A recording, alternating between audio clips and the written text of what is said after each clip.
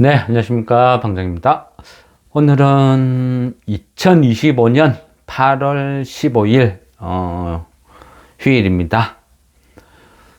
지금은, 어떤 정부, 어떤 주식 관련 이런 세법, 그 다음에 트럼프의 관세 정치, 그러다 보니까 CPI, PPI, 뭐 여러 가지 혼란스러운 일이 있죠. 그래, 이 시기는 주식을 매수하는 것보다 좀 지켜보자 이런 말씀을 드렸잖아요. 그러면 이제 이런 시기에는 개인들이 기다리는 게 참 힘들어요. 주식이란 거는 이 매수의 어떤 이유가 있으면 매수를 하되 또 매수의 이유가 사라지면 매도를 하는 것이고, 또 종목을 이래 대응을 할 때는 그 종목마다 개개인의 어떤 사유라는 게 있죠. 사정. 뭐 어쨌든 이런 식으로 공부를 하고 주식을 대응을 하다 보면 때로는 매수 타이밍, 때로는 매도 타이밍, 또 지금같이 주식이 하락 이슈가 많을 때는 기다리는 거죠. 그죠? 개인들은 주식을 무조건 사야 될 이유는 없어요. 시기가 안 좋고 지금 때가 아니다 싶으면 주식을 안 사면 되죠. 느긋하게 기다리는 이런 시기. 이럴 때는 기다린다는 게 참 어렵고 힘들어요. 근데 기다리면요, 또 새로운 어떤 매수 기회를 제공을 해준다는 거죠. 장이 안 좋을 때, 빠질 때는 아무것도 안 하는 게 아니고 또 앞으로 사고 싶은 종목을 대기를 하는 시간, 뭐 이런 식으로 가져보면 좋을 것 같아요. 뭐 어쨌든 지금은 주식이 뭐 좀 매수 타이밍은 아니다 해서 계속 기다리라 말씀을 드리니까 좀 지겹고 재미없을 것 같아요. 그래, 이럴 때는 또 주식 공부를 하는 것도 한 가지 방법이거든요. 그래서, 답도 없는 거, 그죠? 만일 정부가 이래주면, 만일 민주당이 세법을 이래주면, 만일. 그러니까 그런 것들은 예상보다는 그냥 지켜보는 게 훨씬 낫다. 또 이런 생각을 하거든요. 그래서 이럴 때 공부를 하는데 뭘 할까 좀 고민을 하다가, 그죠? 옛날 이야기, 뭐 주식 이야기, 역사 이야기. 저는 이런 것들을 아는 거를 좋아해요. 그러다 보면, 이해가 되는 거죠. 저는 주식을 이제 한 몇 년, 한 7년, 8년 하는 것 같아요. 그런데 저는, 어떤 우리나라 근대사, 현대사, 아니면 과거, 어떤 기업의 미래, 이런 것들을 굉장히 흥미롭게 공부를 했고, 그 지식이 지금도 어떤 주식을 대응하고 이해를 하는데 좀 큰 도움이 된다고 생각을 하는 편이거든요. 사람마다 다 틀리겠죠. 뭐 무엇이 정답이다, 뭐 이렇게는 볼 수가 없고, 그냥 흥미로 뭐 어떤 우리나라 뭐 주식 스토리 뭐 이런 이야기를 좀 들려드릴까 합니다. 예전 보면 뭐 여러 가지가 있는데, 지금 이제 제가 앞전에 우리가 지주회사 이런 종목, 고배당주 종목들이 한번 쭉 올랐다가 지금 민주당 세법 때문에 쭉 빠지고 있어요. 이 빠진다는 건 앞전에 올랐을 때 이후에 다시 또 매수 타이밍을 준다, 또 이렇게 볼 수도 있어요.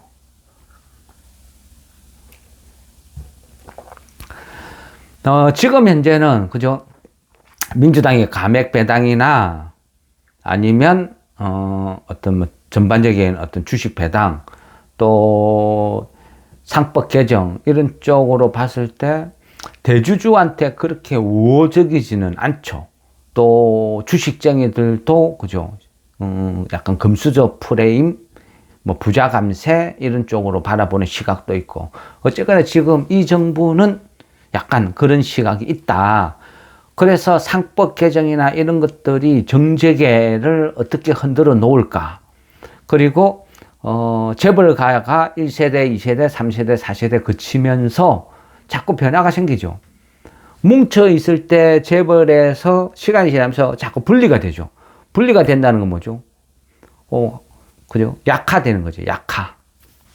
그런 관점에서 우리나라 재벌가를 한번 좀 해부해 볼 필요도 있는 것 같아요. 저는 좀 그렇게 생각하는 편. LG, 오늘은 LG가에 대해서 한번 말씀을 드리고, 저는 개인적으로 이 LG라는 이 그룹, 그죠? 지주회사죠, LG. 이 LG를 좀, 길게 투자를 해도 괜찮은 종목이다. 좀 약간 그런 생각을 하거든요. 일단은 이 LG가에 대해서 한번 공부를 해보겠습니다. 우리나라, 그죠? 어떤 근대사 이런 걸 공부를 하다 보면 이 재벌, 50 이런 부분이 필수적이죠. 그 당시에 보면 이병철, 그죠? 과거 삼성가의 이병철 회장과 또 효성 창업주 뭐 조홍재 회장 이런 분들의 형 동생 하면서 일어났던 스토리. 또 이병철 차녀죠, 차녀 이숙희 이분과 이분이 LG가로 시집을 갔죠. 그러면서 일어났던 LG가와 삼성가의 어떤 인연, 그리고 이후에 뭐 이병철 회장과 LG, 그죠? 그 창업주죠. 구인의 회장의 어떤 앙숙, 약간 그런 개념. 그러다 보면요, 끝없이 우리나라 기업은 따지고 보면 사돈이면서 또 한편으로는 동네 형 동생을 하다가 또 한편으로는 사업적으로 원수지간이 되고 뭐 또 물고 물리는 그런 그 과거사가 다 있는 것 같아요. 그러다 보면 또 우리 그죠, 그 파란만장한 어떤 재벌가에 뭐 2세, 3세, 4세 쭉 흘러가다 보면 그죠, 별별 사람이 다 있어요.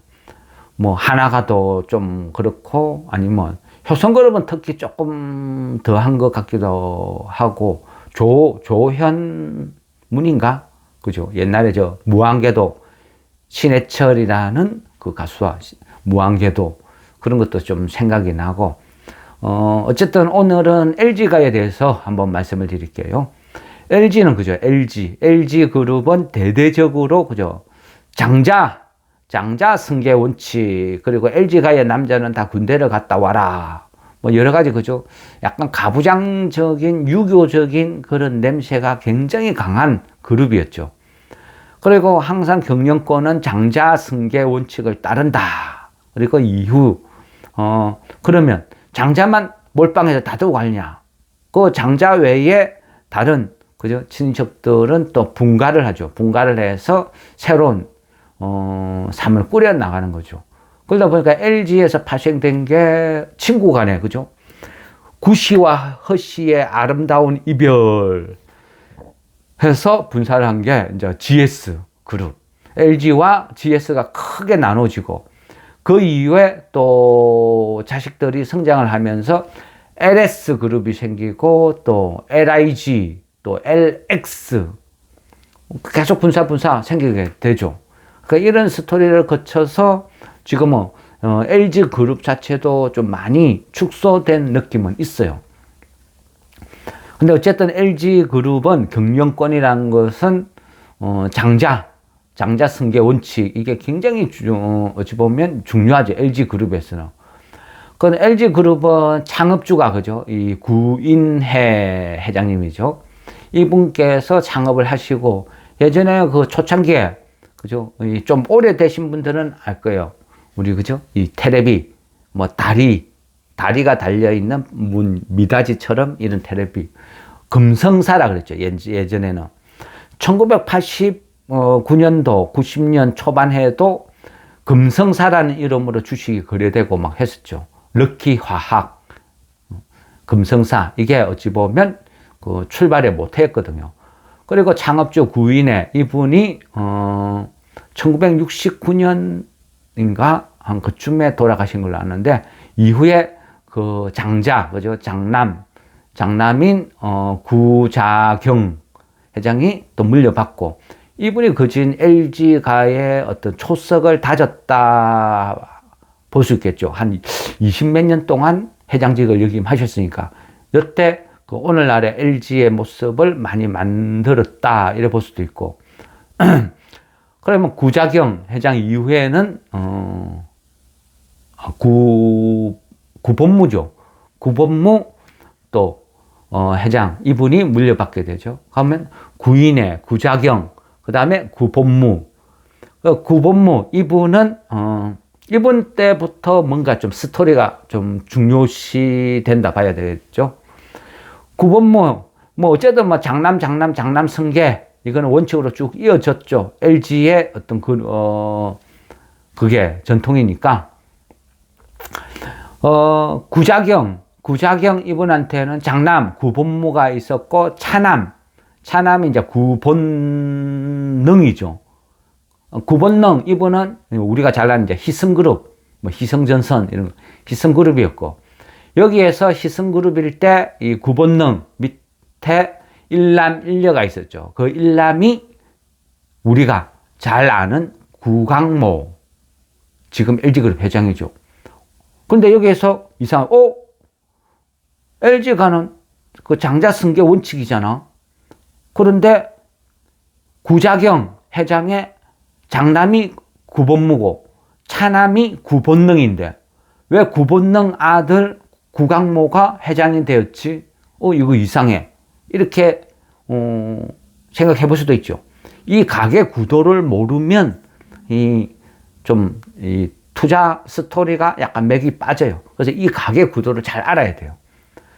구본무 이제 어찌 보면 이거는 참 조심스러워요. 왜냐하면 우리가 주식 투자를 한다는 것도 중요하지만 또 누군가의 어떤 슬픔, 아픈 역사를 투자 포인트로 본다는 게 때로는 약간 걸릴 때도 있어요. 그래서 이런 이야기는 잘 안 해야 되겠다. 그래서 좀 약간 자제하게 되는데, 근데 지금 이 정부가 들어오면서 상법 개정, 이 상법 개정을 어떤 시각으로 보느냐에 따라서 세상이 달라질 수도 있거든요. 그래서 저는 우리가 표면적으로 보는 상법 개정의 어떤 그 이면, 거론하지 않는 반대쪽도 한 번은 고민을 해봐야 될 시점이 아닌가, 이런 생각이 들어서 이 LG가의 비하인드 스토리를 조금 말씀을 드리는 겁니다. 그 구본무 이분한테는 이제 와이프가 그저 김영식 여사거든요. 그 당시만 해도 제가 보는 관점으로는 어떤 뭐 최태원 회장과 뭐 노소영 이래처럼 어찌 보면 이 정부와 재계의 어떤 결혼, 정략 결혼 뭐 약간 그런 비슷한 것도 예전에는 많았던 것 같아요. 그래서 뭐 진짜 사랑을 했는지 정략 결혼을 했는지 어쩐지 그것까지는 제가 구체적으로 거론할 수는 없고, 어쨌든 이 김영식 여사 이분은 상당히 좀 그죠 전형적인 현모양처 약간 그런 타입이었다고 합니다. 구본무 이분과 김영식 여사 이분 두 분 사이에는 그 일남, 그러니까 LG가의 그룹을 성계 이어야 될 어떤 일남이 있었어요. 구원모라는 분. 그러니까 구강모, 구원모 이러듯이 구원모라는 분이 자제가 있었는데 고등학교 때인가 아마 그쯤으로 알고 있는데 1994년 그쯤이죠. 사고사로 돌아가신다 그렇게 알고 있어요. 그러다 보니까 그죠 집안에 어떤 그룹을 이어야 될 장자가 그죠 사고사로 돌아가시게 된 거죠. 어쨌든 어떤 아픔이 그죠 엄청났겠죠. 그런데 또 이후에 이제 또 다시 그룹 성계나 이런 걸 고민을 해야 되니까 뭔가를 추진을 하다가 1996년 그쯤에 또 구본무 회장과 김영식 여사 사이에 출산을 하는데, 그때 아마 아들이 태어났으면 어찌 될까 모르겠습니다. 근데 딸이 태어났죠. 우리가 그죠 조선왕조 500년 여기에서 뭐 왕이 어떤 식으로 전승되는지 이런 것만 봐도 좀 어느 정도 느낌이 비슷할 것 같아요. 그래 어쨌거나 딸이 출산하면서 좀 그 어떤 그룹 전체의 어떤 승계 문제가 좀 이제 고민이 생긴 거죠. 그러다가 2004년 이쯤에 이제 이 LG가에서 집안에서 뭔가 가족 회의를 해서 결단을 내려요. 결단을 내리면서 이때 구본능, 그러니까 차남 구본능의 회장의 아들인 구강모, 이 구강모가 그 이제 큰아버지죠. 구본무 회장의 양자로 입적이 돼요. 양자로. 옛날에는 좀 그런 일이 흔했죠. 그래서 양자로 이제 입적이 되면서 자연스럽게 그룹 사이에 장자가 돼버리죠. 장자가. 그러면서 그룹을 회장을 승임할 수 있는 그런 신분이 바뀌어버린 거죠. 실제 보면 희성그룹 뭐 이쪽의 후계자에서 LG그룹의 후계자로 신분이 바뀌어버리게 돼요. 그러면서 이제 어찌 보면 이제 LG가의 어떤 새로운 역사가 만들어진다 이래 볼 수도 있거든요. 그러면서 이후에 2018년인가 그때 이제 이 회장께서 구본무 회장께서 돌아가시고 그러면서 이제 지분 승계를 뭐 상속을 받았겠죠. 당연히 이제는 그 아버지와 아들의 신분이니까 일란 이제 그 원래에 있는 그죠. 원래 일남일녀에서 일녀로 남게 되고 여기에서 다시 양자로 입적하고 이후에 뭐 또 이녀가 돼버리긴 하지만 그 어쨌든 모녀 그죠. 이 세 모녀죠. 세 모녀의 상속과 그 양자로 입적된 구강모 회장의 어떤 상속 이런 것들이 이루어지면서 이후에 그냥 자연스럽게 그룹의 회장으로 취임을 하게 되죠. 구강모 회장이 그룹 회장으로 취임한 게 그죠. 만 한 40세 그 정도였으니까 그 당시에만 해도 굉장히 파격적이다. 40대가 그룹 회장이 되었다. 좀 뭔가 획기적, 파격 이런 쪽으로 시선이 있었어요. 물론 최초는 아니죠. 저 하나그룹 김성년 회장은 그죠. 20대 후반 한 20대 후반 그쯤으로 회장 취임을 했거든요. 그래 따지고 보면 뭐 만 40이 뭐 어리다 볼 수도 없는 거죠. 어쨌건 그룹사 회장으로 취임한다는 것은 약간 파격적인 어떤 그런 것들은 있었다. 어쨌든 이런 가족사는 이렇고요. 그러면 양자로 들어가기 전 그러니까 그 전이죠. 그 전. 양자로 들어가기 전 그 전에는 이제 어떻게 했냐? 뭐 보통 보면 그렇게 표가 나지 않는 그러니까 LG그룹의 장자는 따로 있었으니까 그냥 희성그룹의 일남이었죠.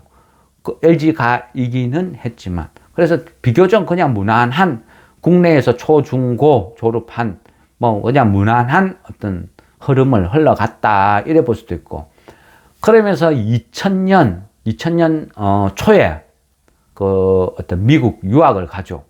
미국 유학을 가서 지금 같이 어떤 와이프 되시는 이제 정효정이라는 분과 만나서 결혼을 해요.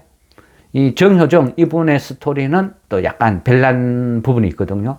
그 좀 이따 결혼하기로 하고. 그래서 근데 이 정효정 이분은 우리나라 국내 중소기업 조그만한 아주 작은 중소기업의 딸이거든요. 그러다 보니까 이 LG가라는 이 재벌가가 보통 그 당시만 해도 정략 결혼, 그죠? 그룹 사이에 뭔가 도움이 되는 어떤 그런 그룹과 그룹의 어떤 재벌 그룹끼리의 결혼 내지는 정관계 뭐 이쪽으로 연루되는 이런 게 좀 맞는 시기였는데 조그만한 중소기업의 어떤 딸과 결혼을 한다는 것은 좀 너무 처진다. 또 구강모 회장 입장에서는 너의 미래에 도움이 되는 이런 가문과 결혼을 해야 된다. 약간 분위기 팽배했는데 미국에 유학을 가서 만나서 그죠? 오랜 시간 연애를 한 어떤 그런 것 때문에 끝까지 결혼을 하겠다 하고 좀, 고집 아닌 고집을 피웠죠. 그리고 그러다 보니까 그 당시는 좀 약간 올드 세대인 구본무 이 회장은 굉장히 막 반대가 엄청 심했다 그러더라고요. 근데 이제 어떤 양자로 입적되면서 이제 실질적인 어머니가 된 거죠. 김영식 여사. 이 김영식 여사가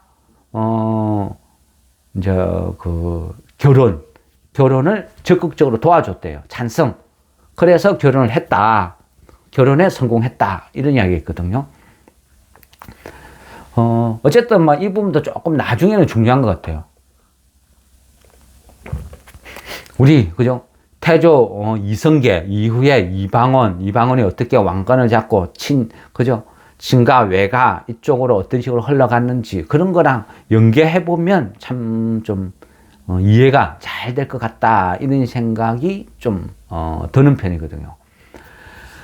그래 어쨌든 이 구광모 회장은 그래서 결혼도 하고 LG가에 그죠? 회장으로서 취임을 하는 거죠. 구광모 회장은 예전에 보면 그 MBA 과정도 오리지널로 다 거친 게 아니고 MBA 한 1년 밟다가 그만두고 저 실리콘밸리 스타트업 이런 쪽에서 진짜 현장 경험, 실무 경력을 많이 공부하고 배웠던, 그러니까 어떤 소위 부모 잘 만나서 어떤 회장이 된 케이스보다는 나름대로 그래도 좀 준비를 많이 했다. 뭔가 공부를 할 수 있는 기회가 많았다. 왜? LG 회장이 아닌 희승그룹의 장남으로 이런 식으로 원래 살아야 될 운명이었기 때문에 거기에 맞는 공부를 했겠죠. 그러다가 갑자기 달라졌다. 이래 볼 수 있거든요. 그래서 그냥 어쨌든 LG가의 어떤 회장이 취임이 되면서 그 당시에 가장 파격적이라고 생각됐던 게 대한민국에는 그죠? 스마트폰을 만드는 회사, 핸드폰을 만드는 회사 두 개가 있었죠. 예전에 세계인 시절도 있기는 있었어요. 근데 두 개. LG와 삼성. 근데 LG는 항상 2인자도 한참 떨어지는 2인자. 그래서 삼성을 못 꺾어요. 근데 LG는 그냥 LG폰이었어요. 그러다 보니까 만년 적자 사업이었고, 그럼에도 불구하고 언젠가는 삼성을 제끼겠다. 이런 신념으로 밀어붙였던 과거에서 구광모 회장이라는 사람이 등장을 하면서 과감하게 스마트폰 사업을 다 정리를 해버려요. 안 되는 건 안 되는 거야. 그 스마트폰 사업 외에 한 10대 개 정도 돈 안 되는 사업을 싸그리 정리를 해버려요. 그러면서 그때 지금 LG 에너지 솔루션 이런 것들도 그때 이제 시작이 된 거죠. 스마트폰을 접으면서 전기차 사업이나 자동차 전장 이런 쪽으로 새로운 돌파구, 미래 먹거리를 찾자. 그 와중에 LG 에너지 솔루션도 하나였다. 이래 보면 지금 보면 그죠? 신의 한 수였다. 이래 볼 수도 있을 것 같기는 합니다. 어쨌건 그러면서 또 성공적인 어떤 LG 회장으로서의 어떤 길을 쭉 가게 되는 거죠. 그래 그녀가 가다가 어느 날 언론에 이상한 그죠 뉴스가 탁 벌어져요. 뭐냐면 LG가의 김영식 여사 외 두 딸이 그러니까 세 모녀가 구광모 회장을 상대로 재산 그죠 분할 소송을 제기했다. 이게 한번 발칵 뒤집어져요. 어찌 보면 지금까지 LG가에서 보여준 모습하고는 완전히 그죠 다른 모습이었죠. 장자승계 원칙, 유교적인 어떤 집안 분위기 모든 걸 봤을 때 상상도 못할 일이 벌어진 거예요. 재산으로 싸움을 한다. 표면적으로는 모르는 사람들 입장에서는 어머니와 여동생과 재산 분할, 그죠? 이 부분 때문에 싸운다. 뭐 저래? 그렇게 좀 볼 수도 있어요. 그죠? 흔히 어떤 그 삼류, 드라마, 막장 드라마처럼 이해할 수도 있는데, 그런데, 어떤 스토리를 해서 양자로 입적이 되고 이런 과정을 거쳐왔다. 이렇게 이해를 해보면, 그죠? 이래서 이래 됐구나. 이해할 수도 있죠. 어찌 보면, 그죠? 양자로 입적한 사람이니까 알이라고 생각하는 양자보다는 내가 낳은 딸이 더 소중하겠죠. 그 인지상정. 그래 될 수도 있는 거고. 거기에 대해서 어찌 보면 섭섭할 수도 있죠. 또 재산. 그러니까 그 구본무 회장의 재산도 따지고 보면 그죠. 두 딸과 그 김영신 여사가 세 명이 나누어야 되는데 양자로 입적하면서 그 아들한테 훨씬 많은 지분이 재산이 상속이 되어버린 거죠. 그런 부분이 뭐 어찌 보면 좀 억울하다, 아깝다 할 수도 있겠네요. 그래 어쨌든 그 부분에 대해서 재산을 분할 과정에서 문제가 있다. 더 새롭게 갈라야 된다. 이래 되면서 어떤 문제가 생긴 거죠. 그게 지금도 그죠. 어찌 보면 한 번 벌어진 앙금은 계속 지속될 수 있겠죠. 남아 있겠죠. 구강모 회장도 압도적인 어떤 지분보다는 지금 보통 보면 집안이 그죠. 재벌가가 계속 밑에 후계 구도가 자식들이 많이 태어나고 손자 그 밑에 하면서 여러 명이 지분을 조금씩 들고 있고 하다 보니까 강력한 지분이 정말 많은 1인 어떤 리더보다는 포괄적으로 다 그죠. 많은 사람이 조금씩 지분을 갖고 있는 경우가 이제 점점 많아져요. 상속 문제로. 그러다 보니까 구강모 회장도 실제 지분이 많은 건 아니었는데 구본모 회장의 지분을 상속받음으로 해서 LG 지분이 한 15% 정도 되는 거죠. 그래서 지배 구조를 어느 정도 다졌는데 여기에서 만일 분할 상속으로 갖고 있는 지분을 더 나눠지게 되면 그죠? 이 경영권, 승계 이쪽으로도 치명타가 될 수도 있는 부분이 있어요. 그래서 LG 역시도 어떤 그 지주회사 LG 이 부분의 어떤 지배 구조 이게 좀 안정적이지는 않다. 그럼 시간이 지나면 점점 경영권 이런 거에 대해서 문제가 생길 것이고 그리고 제 이제 개인적인 생각인데 한번 그죠 LG가는 장자 승계 원칙이다 정해놨는데 그게 1대 2대 3대 4대 가면서 태석이 되고 희석이 되고 그리고 구본무 회장 밑에서 대가 끊기면서 양자로 들어왔고 여기에서 봉인이 안 되고 어머니와 두 딸과 그죠 양자 여기에서 지분 싸움이 벌어졌다는 것은 한편으로 보면 장자가 아니라고 그죠 집안 내부에서 얘는 장자가 아니야 이런 식으로 싸움이 벌어질 수도 있다는 거죠. 그래 되면 누구나 다 경영권을 가질 수도 있다. 이런 싸움이 이런 식으로 해석이 되고 갈수록 지분 싸움이 강화될 그런 요소가 많다. 그래서 이 시간이 흘러가면 진짜 LG그룹의 경영권을 가지고 문제가 커질 수도 있다. 그리고 또 외부의 그죠 사모펀드나 이런 쪽에 공격 대상이 될 수도 있다. 이 정부가 들어오면서 어찌 보면 우리나라 재벌가보다는 사모펀드나 이쪽으로 더 조금 우호적일 수도 있다 이런 생각이 들거든요. 그러다 보면 기존에 연결고리가 약한 지주회사들은 지속적으로 공격 대상이 될 가능성이 굉장히 많다. 그중에 LG도 충분히 그 대상이 된다. 그런 생각이 들어요. 그래서 LG 이 자체는요, 뭐, 배당도 나쁘지 않아요. 한 5% 이래 주니까, 배당주로서 매력도 있으니까, 들고 가는 거죠. 그러면서 만약에 지분 싸움이 벌어지면 이거는 파장이 엄청나겠죠. 그래서, 미래, 뭐, 장기, 멀리 내다보면 LG 이쪽도, 배당을 받아가면서 장투를 한다 하면 충분히 성과를 낼 수 있는 그런 주식이다.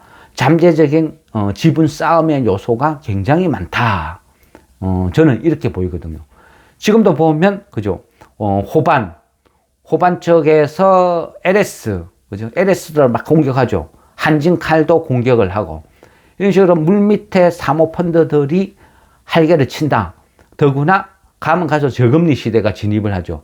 이 저금리 시대에는 이익을 쫓아서 많은 자금들이 움직여요. 그 움직이는 자금들 중에 사모펀드 이쪽에 어떤 비중이 점점 커진다는 거죠. 그래서 대표적인 게 호반이 그런 과정을 보여주고 있고, 그러다 보면 연결고리가 약한 대기업, 특히 지주회사는 공격 대상으로서 가장 좋은 먹잇감이 될 수도 있다. 재벌가 상속인들은 돈이 없어요. 더 이상 지분을 못 늘린다. 그런데 그죠? 사모펀드들은 막대한 자금으로 그 부분을 집중적으로 공격할 수 있는 지금 세상 구조다. 이렇게 볼 수 있는 거죠. 그래서 LG 좀 시기적으로 좀 지켜봐도 되지 않을까. 뭐 장투해도 전혀 손색이 없는 좋은 회사긴 하죠. 그래서 이래저래 나쁠 건 없다. 그래서 지금 뭐 대주주 요건이나 여러 가지로 장이 뭐 좀 뒤숭숭해서 빠진다고 하면 이런 종목도 대안이 될 수 있다. 그런 차원에서 이 LG에 대해서 이제 이 전반적인 거를 한번 설명을 드렸습니다. 여기서 비하인드 스토리로 말씀을 드리면 이 구강모 회장이 그죠? 미국 유학 가서 사귀었던 이 지금의 부인 정효정, 이분은 우리나라에 있는 주식으로 등록된 회사예요.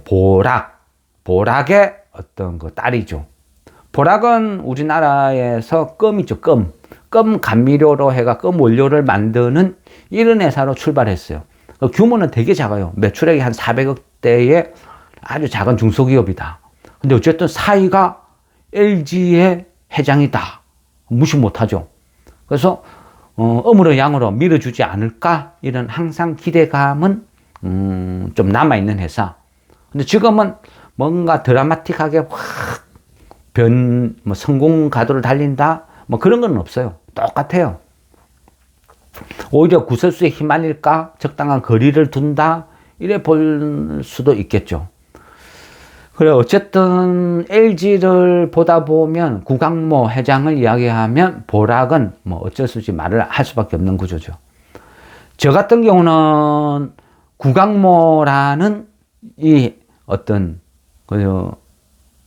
인연보다는 훨씬 오래 전에 보락이 기억에 남는 것은, 그 당시는 그 1990년대 뭐 이 시기죠.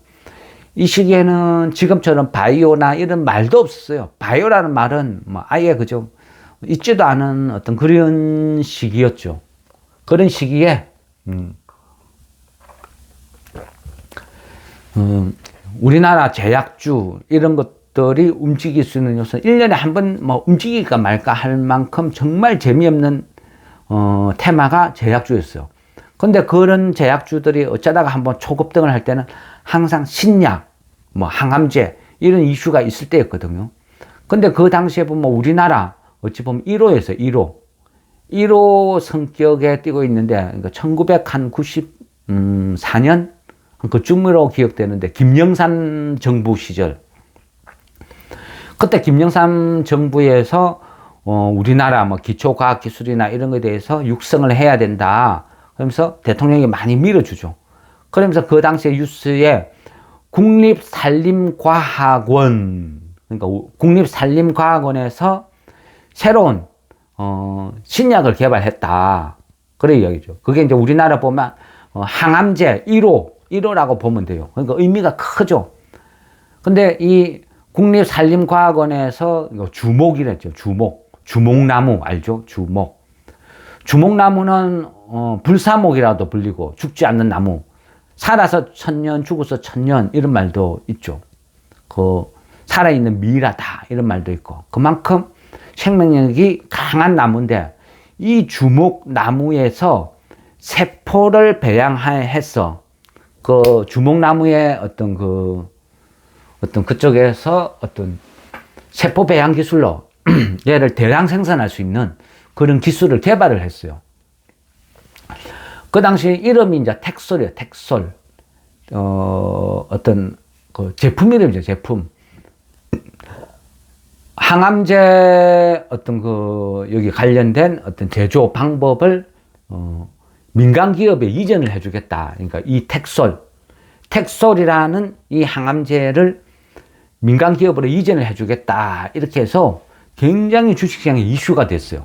그래서 그 당시에 무슨 뭐 녹십자나 아니면 좀 유한양행 이런 식으로 좀 이름 있는 제약사가 그걸 받지 않을까? 그래서 가능성 있는 회사들이 막 거론되고 있어요. 근데 나중에 또 이 텍소를 특허를 이전받는 기업이 또 발표가 났을 때 보니까 듣도 보도 못한 회사였어요. 그게 보락이었어요. 그때 당연히 먼저 상한가 랠리를 펼치고 난리가 났죠. 그러면서 세가에서 보락이 뭐야? 하면서 저도 그때 이제 처음으로 아, 보락이라는 회사가 있구나 알게 됐어요. 그래서 저 기억 속에는 텍솔, 그 항암제, 1호, 또 주목나무 이런 것들이 이제 기억 속에 이제 계속 남아 있어요.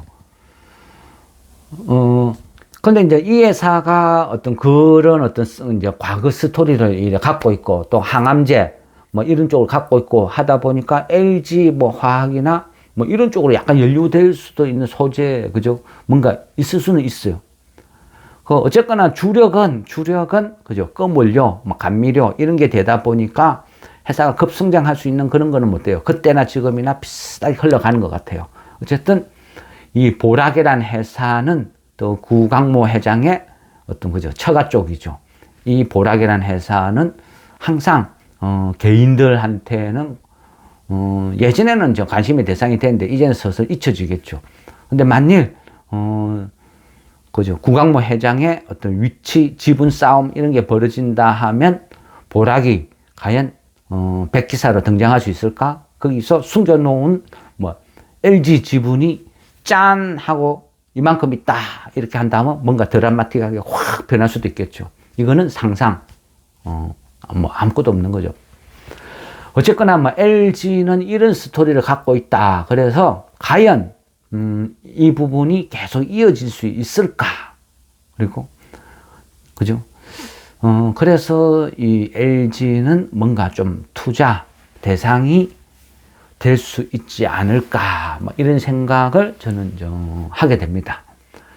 이 정부에서는 사모펀드나 이런 것들의 어떤 활개치는 이런 게 많이 연출될 것 같아요. 그러다 보니까 우리나라 재벌가의 지주회사들은 어찌 보면 지속적으로 공격 대상이 될 가능성이 있기 때문에 그런 쪽으로도 스토리를 엮어서 공부를 해본다 하면 좋은 그 투자 대상이 되지 않을까 이런 생각을 하면서 LG에 대한 스토리 마무리 하도록 하겠습니다.